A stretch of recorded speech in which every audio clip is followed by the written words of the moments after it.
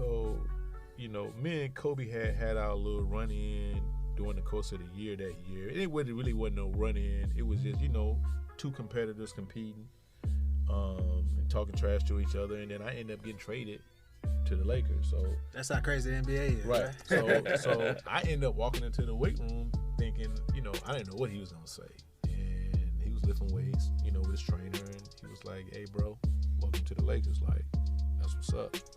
And then I remember the first day we had training camp in San Diego, me and him was sitting out in the foyer talking, and he was telling me stuff about, his goals as a player. And we ended up having a team meet, and then me and him jumped in his car and went to PF Chang's in San Diego and sat down and ate and had a good time. And he was interesting guy.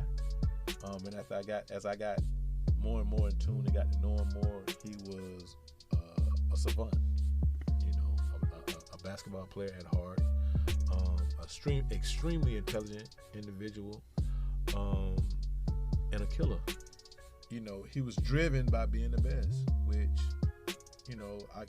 most greats are.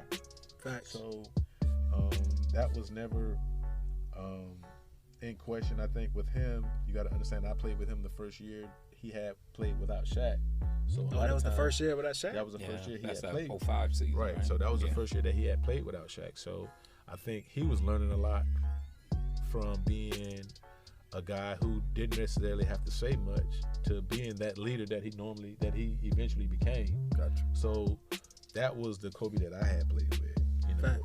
I can't speak to, when I was with him, we and him were close. We talked a lot. We spoke to each other a lot.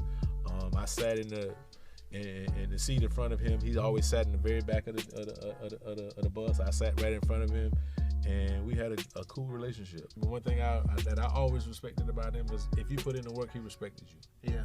Right. He never talked down on nobody if you was putting in the work. But also on the other hand, if you didn't put in the work, you're gonna feel the wrath.